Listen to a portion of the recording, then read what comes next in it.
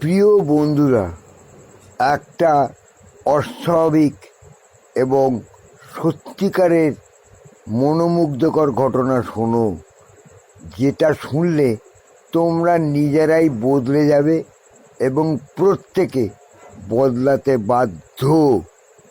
এবার শোনো, এক রাজার কোনো পুত্র সন্তান হয় না। সে তখন চিন্তা করছে, আমার তো পুত্র সন্তান হয় না, আমি আমার বংশ রাখবো কী করে।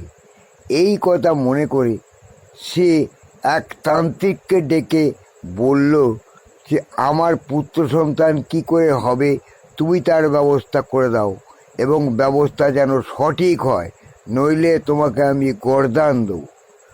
সেই কথা শুনে তান্ত্রিক অনেক যাগযজ্ঞ করে তাকে বিধান দিল যে মহারাজ, আপনি যদি এই রাজ্যের কোনো শিশুকে নিজের কাছে নিয়ে এসে বলি দিতে পারেন, তাহলে সেই শিশুটির পুণ্যের জোরে আপনার একটা পুত্র সন্তান হবে এবং আপনার বংশ রক্ষা হবে।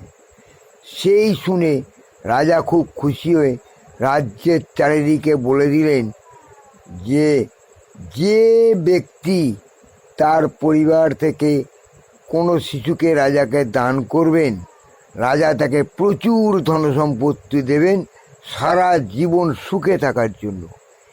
এই ঘোষণা শুনে একজন খুব গরিব লোক, সে তার সবচেয়ে ছোট শিশু সন্তানটিকে রাজার কাছে পাঠিয়ে দিলেন এবং বললেন, মহারাজ, এই শিশুটিকে আপনার কাছে দান করলাম, আপনি একে নিয়ে যা খুশি করতে পারেন।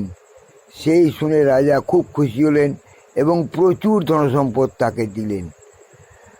এইবার শিশুটি যখন বলির সময় হয়েছে, তখন তাকে জিজ্ঞেস করা হলো, তোমার শেষ ইচ্ছা কী?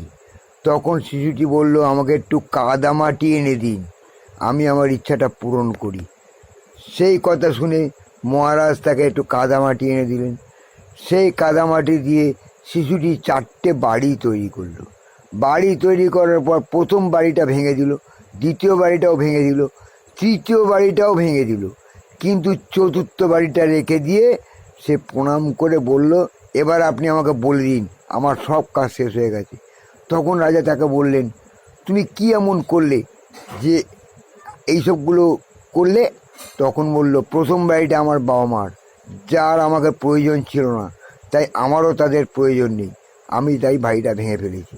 দ্বিতীয় বাড়িটা আমার আত্মীয় স্বজনের, তারাও আমার বাবা মাকে বারণ করেনি এই কাজ করার জন্য, তাই তাদের বাড়িটাও ভেঙে দিলাম। তৃতীয় বাড়িটা হচ্ছে আপনার, আমি সেই প্রাসাদটাকেই ভেঙে ফেলে দিলাম, কারণ আপনিও আমাকে এই জঘন্য কাজের জন্য এনেছেন, তাই আপনার বাড়িটা ভেঙে দিয়ে আমি প্রমাণ করলাম আপনিও একজন জঘন্য মানুষ। এই চতুর্থ বাড়িটা হচ্ছে আমার ঈশ্বরের, আমার পরম দেবতার, তার কাছে আমি প্রণাম করে জানালাম, হে ঈশ্বর, আমার কাজ সম্পূর্ণ হয়েছে, এখন তোমার গৃহে আমাকে স্থান দাও, আমি তোমার কাছেই পরম সুখে থাকতে চাই।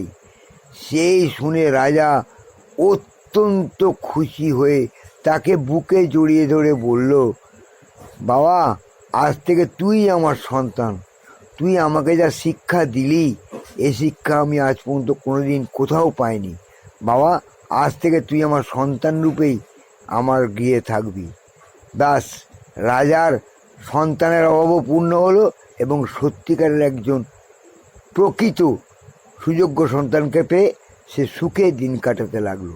বন্ধুরা, তোমরা এর থেকে কী শিক্ষা পেলে? বন্ধুরা, এই শিক্ষা যদি তোমার হৃদয়ে গ্রহণ করতে পারো, তোমরা প্রত্যেকেই বদলে যাবে, প্রত্যেকেই সুখে থাকবে, প্রত্যেকেই উন্নতি করবে, প্রত্যেকেই মনের শান্তিতে সারা জীবন কাটাতে পারবে। আসি বন্ধু, আবার দেখা হবে।